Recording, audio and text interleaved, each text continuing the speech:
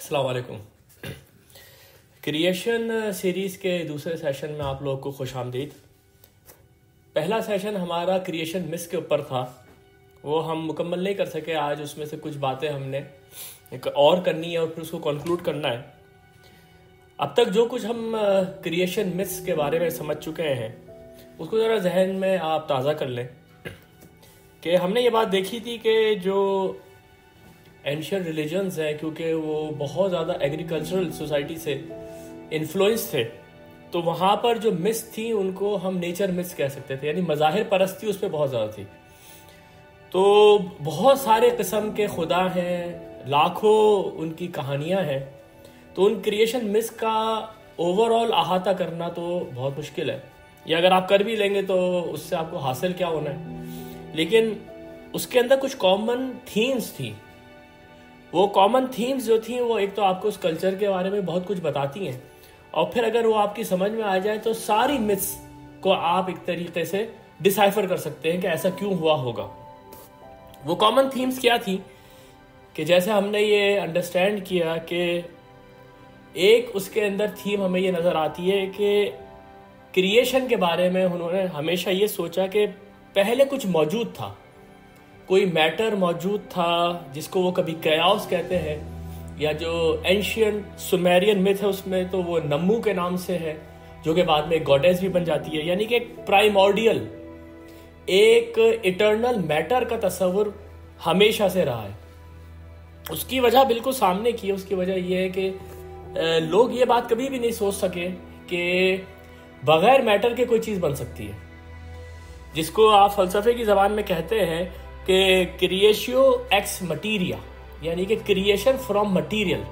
यह बात तो समझ में आ सकती थी, लेकिन क्रिएशियो एक्स निहिलो, यानी कि क्रिएशन फ्रॉम नथिंग, यह बात किसी की समझ में नहीं आ सकती थी। इसलिए उन्होंने जितनी भी उन्होंने मिस डेवलप की हैं, उसके अंदर हमेशा से कोई ना कोई ऐसी चीज मानी है जिसको बाद में किसी क्रिएटर गॉड ने, जैसे कि एक कारपेंटर होता है, लकड़ी उसके पास मौजूद होती है, वो उससे दरवाजे, कुर्सियां और मेज़ें बना देता है। बिल्कुल इस तरीके से उसने इस यूनिवर्स को बना दिया। अब वो जो प्राइमोर्डियल मैटर है उसको, क्योंकि वो फॉर्मलेस है, वो डिफरेंशिएट भी नहीं हो सकता, वो हर तरीके से एक वॉइड है, तो उसका नाम कयास भी रखा गया। कयास के मायने हम जानते हैं क्या है। फिर एक और आपको उसके अंदर थीम ये नजर आती है कि जिस तरह से मेल और फीमेल के मिलाप से एक रिप्रोडक्शन का सिलसिला शुरू होता है, उन्होंने तख्लीक को भी इसी के ऊपर लिया। एक उन्होंने मेल गॉड लिया, एक फीमेल गॉड ली, और उससे फिर उन्होंने बताया कि क्रिएशन पैदा हो गई, जिसकी मिसाल हमने देखी थी कि खुद ग्रीक मिथोलॉजी के अंदर सबसे पहले जो इस कयास से और इस प्राइमोर्डियल सी से जो चीज बाहर निकली थी, वो गाया, एक गॉडेस थी जो गॉडेस ऑफ अर्थ थी, और फिर उसी से पैदा हुआ यूरेनस, जो कि उसका हस्बैंड भी है और वो स्काई गॉड भी है। फिर इन दोनों से मिलके आगे गॉड्स एंड गॉडेसेस की एक पूरी नस्ल पैदा हो गई। इन मिस के अंदर आपको ये भी नजर आता है कि ये बाज़ औक़ात क्रिएशन की जो इब्तिदा है वो किसी सीड, जैसे कि पौधे उगते हैं, या किसी अंडे से, जैसे कि बाज जानवर अंडे देते हैं, फिर उनमें से लाइफ निकलती है, उस तरह से उन्होंने उसको कंसेप्चुलाइज किया। जिसकी मिसाल मैंने आपके सामने रखी थी कि हिरण्यगप्पा या गोल्डन एग, ये एक क्रिएशन मिथ है हिंदुइज्म के अंदर, कि सबसे पहले इस प्राइमोर्डियल मैटर के अंदर से ये एक गोल्डन एग बरामद हुआ था।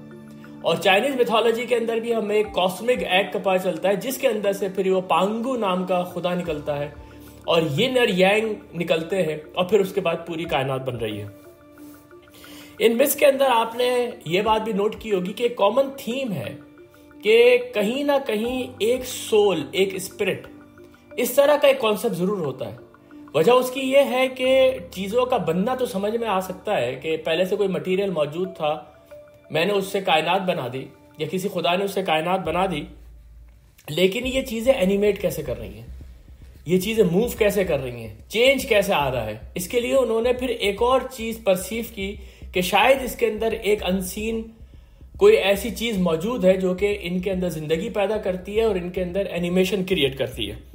अच्छा, एक और चीज आपने ये नोट की होगी कि ये जो जितनी भी मिथ्स हैं इनके अंदर एक डुअलिटी यानी कि डार्कनेस और लाइट का तस्वर होता है, गुड और इविल का तस्वर होता है। बस इसी के अराउंड इन 6 जो थीम्स हैं इनके अराउंड में इनके खुदाओं की दास्तानें हैं और उसी से इनके मजहब पैदा हो जाते हैं।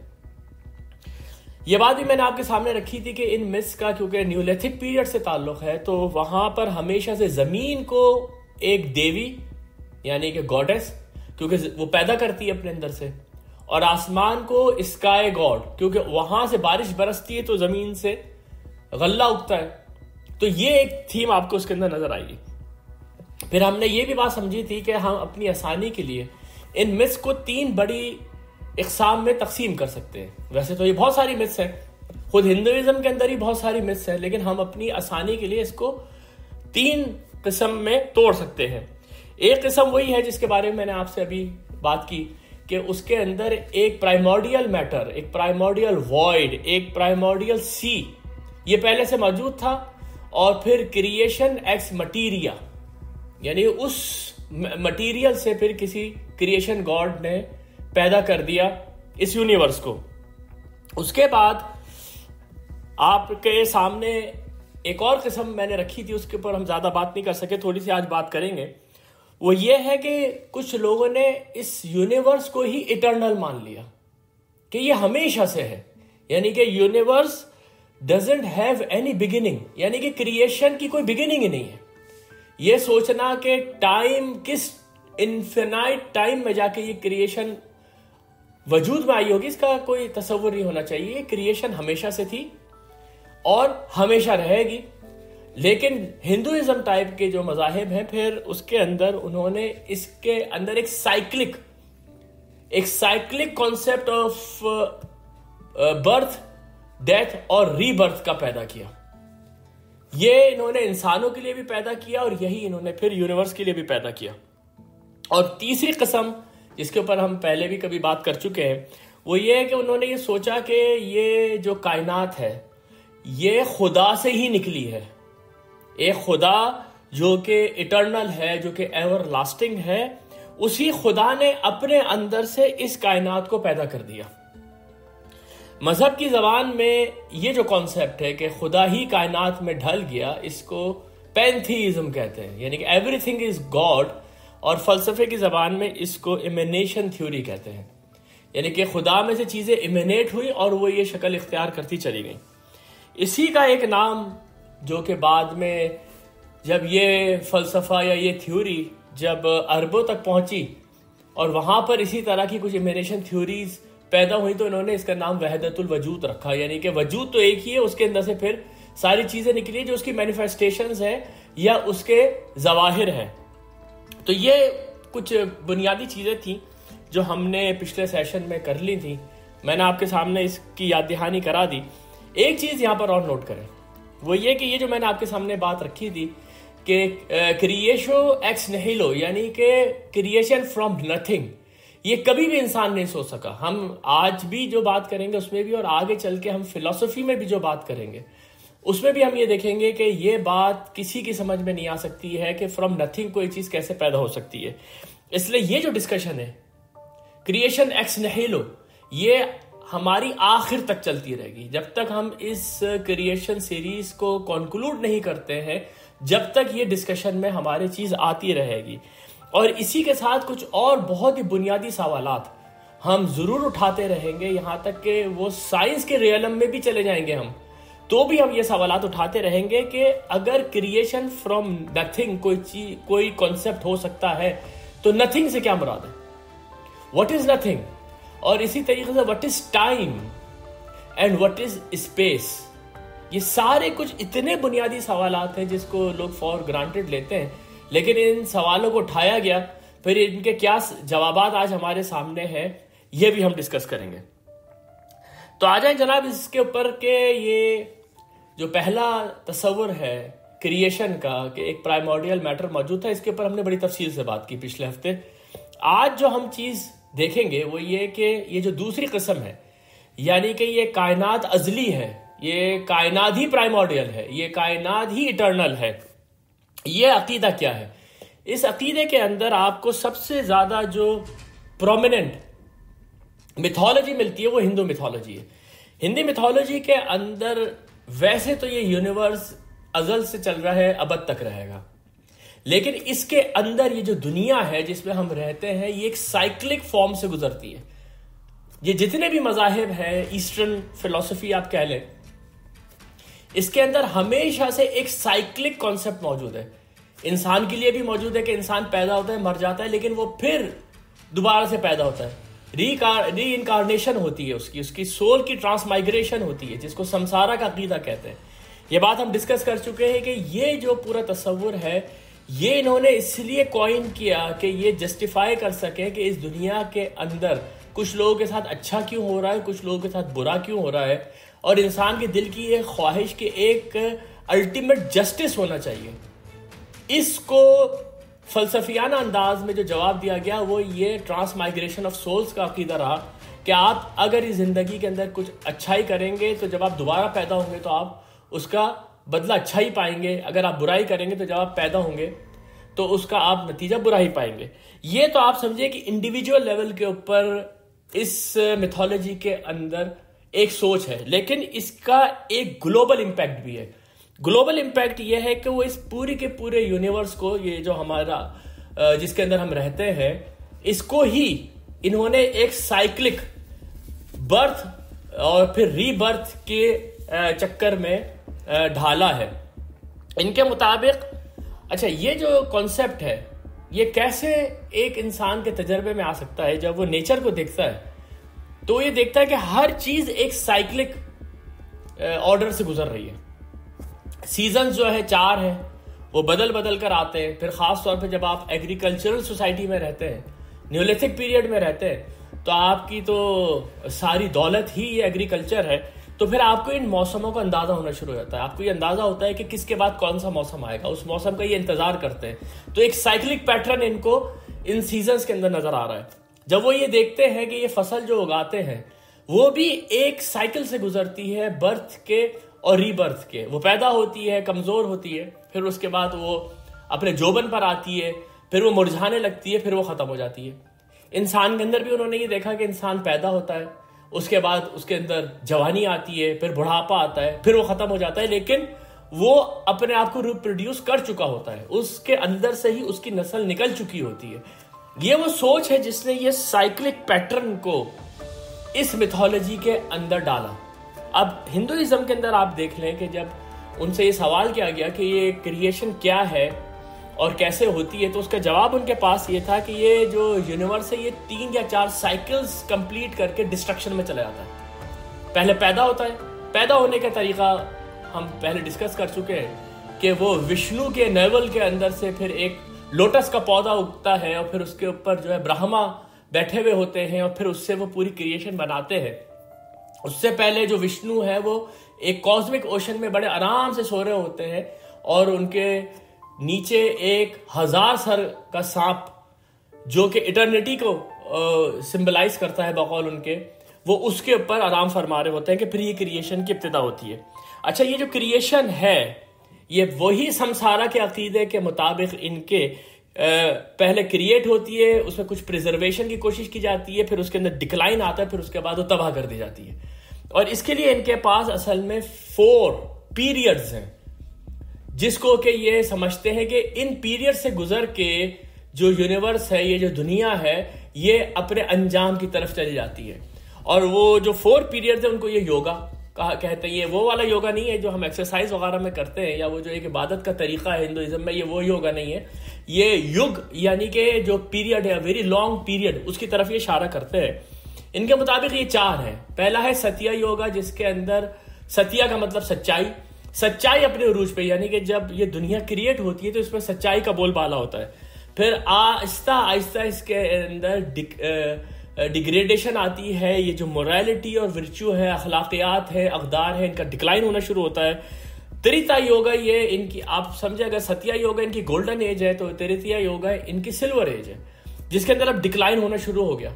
और ये धर्मा का जो एक कॉन्सेप्ट है इनका कि वो जो राइट पाथ है, राइचियस पाथ जो है वो धर्मा है।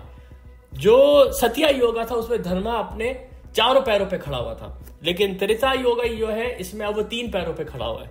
फिर और डिक्लाइन आता है, मोरालिटी के अंदर और डिक्लाइन आता है, दुनिया के अंदर और कैओस और बहुत बदअमनी पैदा हो जाती है। वो दिवापरा योगा है, जिसको आप इनकी ब्रोंज एज कह सकते हैं। अब इनका धर्मा सिर्फ 2 पैरों पे खड़ा हुआ है। और फाइनली फिर काली योगा, ये सबसे अंधेरे का जमाना है। इसमें जुल्म और सितम अपनी इंतहा पे पहुंचा हुआ है। ये एज ऑफ इग्नोरेंस है, ये मोरल डिग्रेडेशन है। इसमें धर्मा सिर्फ 1 पैर पे खड़ा हुआ है। और इसके बाद फिर ये फैसला कर दिया जाता है कि इस यूनिवर्स को खत्म कर दिया जाए। ये यूनिवर्स डिस्ट्रॉय हो जाती है, फिर रीबॉर्न होती है, और फिर यही साइकिल जो है ये इटर्नल चलती रहेगी इसी तरह से।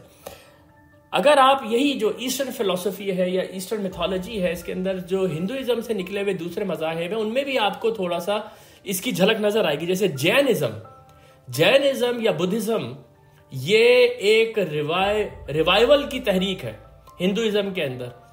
और उसमें जो मेन कॉन्सेप्ट है वो ये है कि बजाय इसके कि आप किसी जात पात के निज़ाम में जुल्म सितम का शिकार होते रहे, आप एथिक्स के ऊपर गौर व फिक्र करें, उसको आप माशरे का हिस्सा बनाने की कोशिश करें। तो जैनिज्म जो है ये बुनियादी तौर पे किसी क्रिएटर, किसी खुदा को नहीं मानता। उनका कहना यह है कि ये जो यूनिवर्स है इसकी कोई बिगिनिंग नहीं है, ये हमेशा से चला आ रहा है ऐसे ही।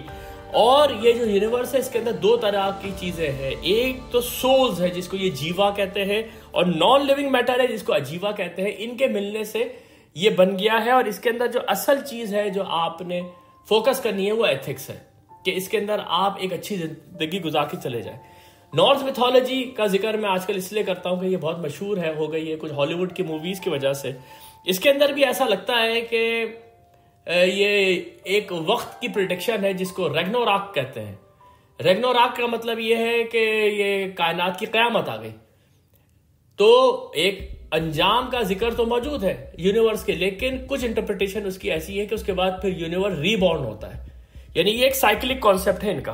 तो ये मैंने आपके सामने चंद मिसालें रखी उस दूसरी किस्म की जिसके अंदर क्रिएशन का मसला इस तरह से हल किया गया कि इसकी कोई बिगिनिंग नहीं है, ये हमेशा से थी और हमेशा से रहेगी। बस इसके अंदर कुछ साइक्लिक पीरियड्स आते हैं जिससे कि यूनिवर्स बॉर्न होता है, फिर उसकी डेथ होती है, फिर वो रीबॉर्न होता है।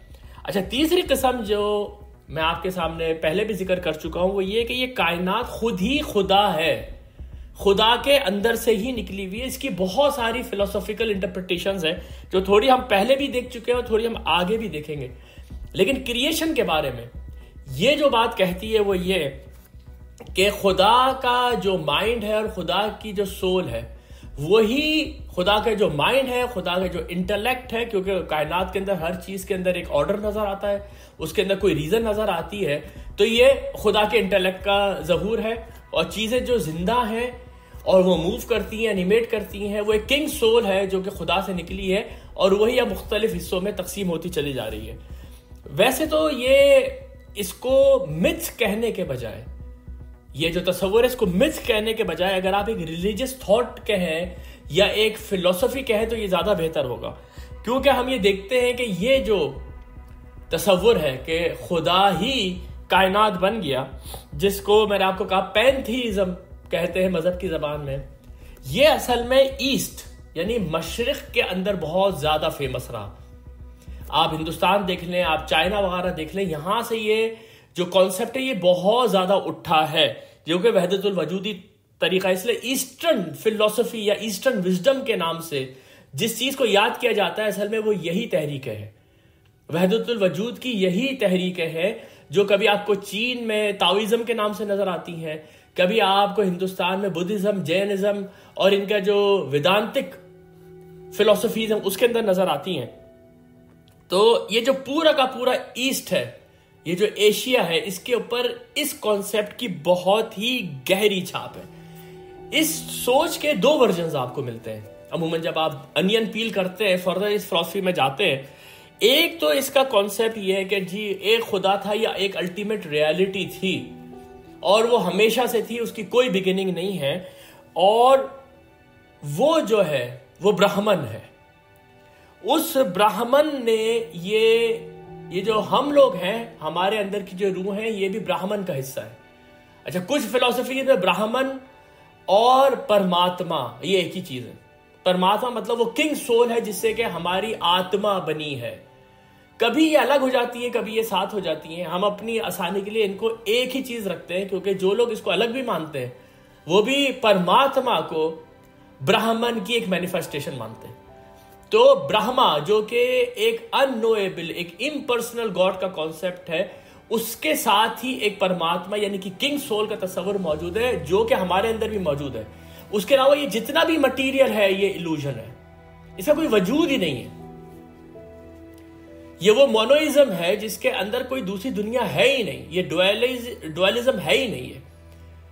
अब ये जो हमारे सामने इल्यूजन है, इसको ये माया कहते हैं। और ये जो पुराना वेदांतिक फलसफा है या जो उपनिषद की पुरानी तालीमात है, उसके अंदर ये बहुत ज्यादा तफसील से बयान किया गया है। हमारा मकसद ये है कि हम अपनी रूह को उजागर करें, उसको बेदार करें और इस माया का पर्दा चाक के जाके दोबारा ब्राह्मण के अंदर जम हो जाए। ये असल में मकसद है इंसान का। अगर ये मकसद वो पूरा नहीं करता तो वो बर्थ डेथ रीबर्थ के साइकिल के अंदर चलता रहता है इटरनली, उसको मुक्ति, उसको सल्वेशन हासिल नहीं होती। अच्छा, इसी जो तस्वुर है, इस वहदतुल वजूदी फिलॉसफी का जो एक और वर्जन है वो ये है कि नहीं, ब्राह्मण है लेकिन ये वर्ल्ड भी रियल है, लेकिन ये वर्ल्ड उसके अंदर से निकला है, उसकी एक मैनिफेस्टेशन है।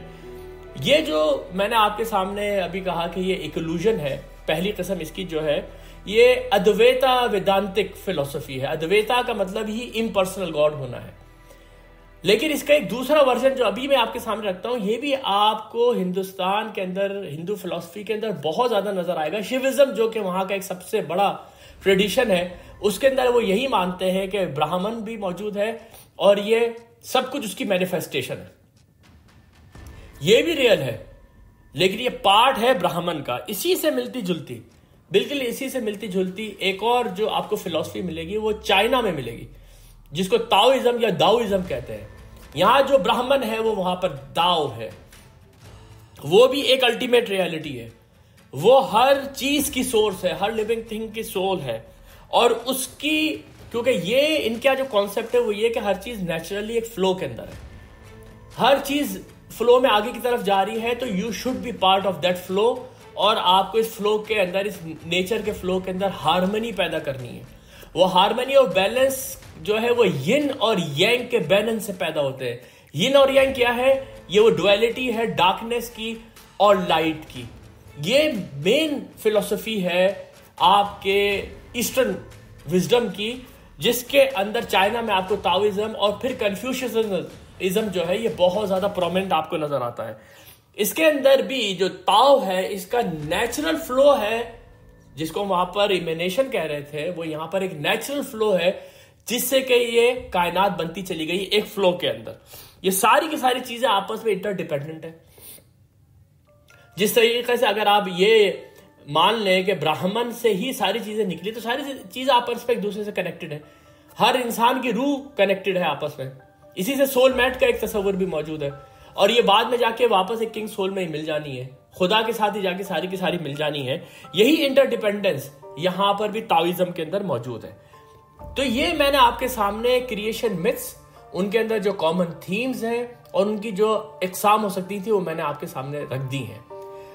अब आप ये देखें कि इसके बाद एक अगला स्टेप होता है, और अगला स्टेप क्या है कि ये जो दौर है, ये न्यूलिथिक पीरियड के अंदर ये मज़ाहिर परस्ती का, ये नेचर मिथ्स का, जिसके अंदर इस तरह की आपको मिथ्स नजर आती हैं, ये दौर हमारे इल्म के मुताबिक 12,000 साल से चल रहा था। यहां तक कि आज से 3,000 साल पहले इसके अंदर एक तब्दीली आती है, और ये जो तब्दीली है इसको हम अब डिस्कस करना शुरू करेंगे अपने आगे की सीरीज के अंदर। ये जो तब्दीली है, इसको एक बहुत ही अजीम फिलोसफर है, उसका नाम है कार्ल जैस्पर। कार्ल जैस्पर जो है ये एक जर्मन फिलोसफर है, और इसने अपनी 1949 और 1950 में किताब लिखी थी, इसका नाम था the origin of goal of history. उसमें इसने इस दौर को, जो आज से तकरीबन 3,000 साल पहले शुरू हुआ, जो कि तकरीबन 800 से 200 कबले मसीह का दौर है, इसको इसने एक्सियल एज कहा। इसका मतलब यह था कि यहां से ये वो दौर है जिसमें पूरी दुनिया में इंडिपेंडेंट ऑफ ईच अदर इनका आपस में कोई ताल्लुक नहीं था। चाइना का हिंदुस्तान से कोई ताल्लुक नहीं था, हिंदुस्तान का वेस्ट से कोई ताल्लुक नहीं था, वेस्ट का मिडल ईस्ट से कोई ताल्लुक नहीं था। लेकिन इसी दौर में हर जगह से कुछ इस तरह की इंटेलेक्चुअल अवेकनिंग की तहरीकें उठी जिसने कि इन मिथ्स को खत्म करना शुरू कर दिया। ये जो दौर है इसको उसने एक्सियल एज कहा है, और इसकी एक बहुत बड़ी अहमियत है इंसान की इंटेलेक्चुअल डेवलपमेंट के अंदर। ये जो दौर है इसने क्या किया, इस दौर में हम ये देखते हैं एज ए होल, इस दौर में मिथ्स को छोड़ के इंसान ने रीजनिंग करनी शुरू कर दी। मिथ्स तो वो कहानियां थी ना जिससे क्रिएशन के मुतालिक, गॉड्स के मुतालिक आपको मुतमईन करने की कोशिश की। अब इंसान ने कहा नहीं, मुझे इसकी रीजन चाहिए, ये हुआ कैसे है। और ये जो बिल्कुल दास्तानें हैं ये हमारी अकल में आने वाली नहीं, तो इंसान ने उसको चैलेंज करना शुरू कर दिया। इसी तरीके से जो मज़ाहब पैदा कर दिए गए थे, इन कहानियों के अराउंड जो मिथ्स के जो मज़ाहिब पैदा कर दिए गए थे, उसके अंदर जो रिचुअल्स होती थी उसको चैलेंज करना शुरू किया। इंसान ने जब उसको चैलेंज करना शुरू किया तो वो सेल्फ डिस्कवरी में चला गया कि मैं कौन हूं। वही बेसिक क्वेश्चन जो है कि मैं कौन हूं, मेरी सोल क्या है, इस तरह के उसने अपने मुतालिक सवालात पैदा करने शुरू किए। और ये पूरी की पूरी दुनिया एक प्रोफाउंड इंटेलेक्चुअल और स्पिरिचुअल कल्चर्स के अंदर कन्वर्ट होनी शुरू हो गई।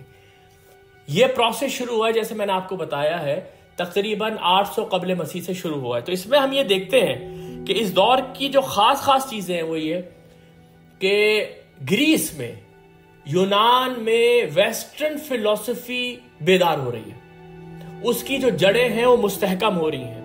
वहां हम देखते हैं कि ज़ीनोफेंस, एनेक्सोगोरस और पाइथागोरस के अलावा फिर वो जो अजीम सोक्रेटिस, प्लेटो और अरिस्टोटल, इस तरह के फलसफी पैदा हो रहे हैं। और इन्होंने सबसे पहले इन्हीं चीजों को क्वेश्चन करना शुरू किया है। इसके ऊपर हम थोड़ी सी बात इंशाल्लाह ताला आगे चल के करेंगे।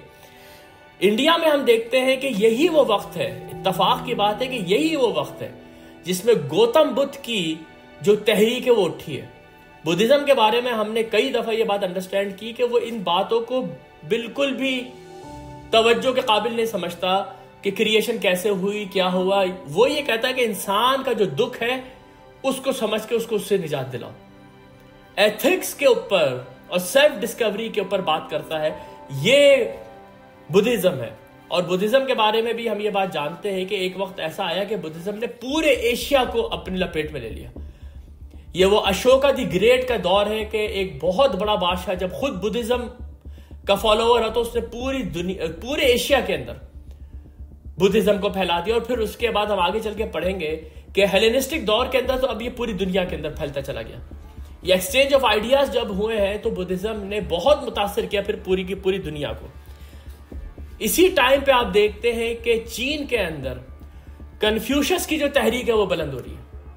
कन्फ्यूशियस की जो तहरीक है वो बहुत ज्यादा मिलती जुलती है बुद्धा की तहरीक से, क्योंकि उसका भी जो महवर है वो इंसान की अखलाकियात है, इंसान की अक़दार है, वो कॉमन वैल्यूज क्या है जिसके ऊपर एक सोसाइटी को उठना चाहिए, जस्टिस क्या चीज है, मोरालिटी क्या चीज है, और एक मोरल लाइफ क्या है, इसके ऊपर कन्फ्यूशियस ने तालीमात देनी शुरू की है। तो अगेन रिचुअल को चैलेंज किया गया और सेल्फ डिस्कवरी के ऊपर फोकस होना शुरू हुआ।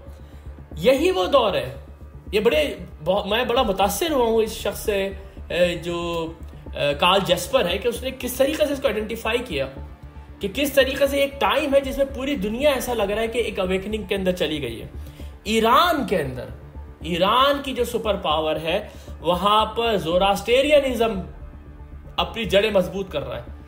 ज़रतश्ती मजहब के बारे में ये बात हम कई दफा डिस्कस कर चुके हैं कि हमारे ख्याल के मुताबिक, बल्कि हमारे ख्याल किया वो खुद ही इस बात को कहते हैं कि ज़रतश्त एक प्रॉफिट था, यानी एक प्रॉफिट की तालीमात ने उनको बहुत गहरा तस्वुर दिया गुड एंड इविल का, अच्छाई और बुराई की बेसिस बनाई गई ताकि आदमी को वाज़ेह तौर पे पता चले क्या चीज अच्छाई है, क्या चीज बुराई है, और एक पूरी की पूरी सोसाइटी बिल्ड करने की कोशिश की मोरालिटी के ऊपर।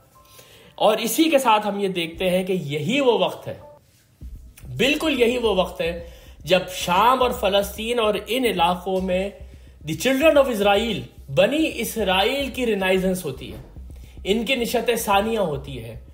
इनके अंदर कुछ ऐसे अंबिया पैदा होते हैं जो पूरे के पूरे उस इलाके को तौहीद से जिनकी आवाज से तौहीद की फजा जो है वो बुलंद होती है। ये वो दौर है बनी इसराइल के ऊपर जब ये बेबीलोनिया की गुलामी से निकलते हैं, बाहर बेबीलोनिया की गुलामी से ये निकलते हैं, वापस फलस्तीन आते हैं और दोबारा से अपना टेंपल जो है उसको रिकंस्ट्रक्ट करते हैं, टेंपल ऑफ सोलोमन को। और उसके बाद जो खास चीज इनमें हो कि जो हम बाइबल के अंदर जो प्रॉफिट्स ऑफ बाइबल है, जो ओल्ड टेस्टामेंट के प्रॉफिट्स है, सारे अजीम प्रॉफिट्स वो इस दौर में आए। जैसे एलिया नबी जो हमारे हिसाब से इलियास अलैहिस्सलाम है, या इजाया या जर्मिया या एज़ेकिएल या दानियाल या उज़ैर अलैहिस्सलाम या इजरा जिनको बाइबल में कहा गया, ये सारे इसी दौर में। और इस दौर में इन्होंने एक बहुत बड़ा रिवाइवल किया उस प्रीस्टहुड के अंदर जो करप्ट हो गया था बनी इसराइल के अंदर। तो दोबारा से मोनोइथीज्म की जो फजा है वो दोबारा से बुलंद होती चली गई। तो ये आप ये देखें कि ये जो टर्न है, ये तारीख के अंदर ये जो टर्न आया है, हमारी जो क्रिएशन सीरीज है ये भी यहां से एक दूसरा टर्न लेगी। और हम इंशाल्लाह अगले हफ्ते से बात करना शुरू करेंगे कि इस दौर से खास तौर पे वेस्टर्न फिलॉसफी में क्या क्या फिलॉसफीज बिल्ड की गई या क्या क्या तस्वुरात कायम किए गए क्रिएशन के ऊपर। उस दौर में ना सिर्फ क्रिएशन के ऊपर बहुत सारी बात की गई, बल्कि ये जो क्रिएटेड वर्ल्ड है इसके मैकेनिज्म के ऊपर भी बहुत ज्यादा बात की गई, इसके बेसिस ऑफ क्रिएशन के ऊपर भी बहुत ज्यादा बात की गई, इसके पर्पस ऑफ क्रिएशन के ऊपर भी बहुत ज्यादा बात की गई। और इसको प्रूव करने के लिए कुछ और उलूम भी इजाद किए गए। जैसे कि ये बात जान के शायद आप लोगों को हैरत हो कि मैथमेटिक्स दरअसल फलसफे की एक ब्रांच है, फिलॉसफी की एक ब्रांच है, जिसने अगेन जन्म इसलिए लिया कि वो क्रिएशन की बेसिस को अंडरस्टैंड कर सके, वो ये अंडरस्टैंड कर सके ये क्रिएटेड थिंग्स है ये किस तरीके से क्रिएट की गई है। तो इसके ऊपर इंशाअल्लाह ताला अगले हफ्ते हम बहुत ही तफसील से बात करेंगे। आज के लिए इतना ही काफी है।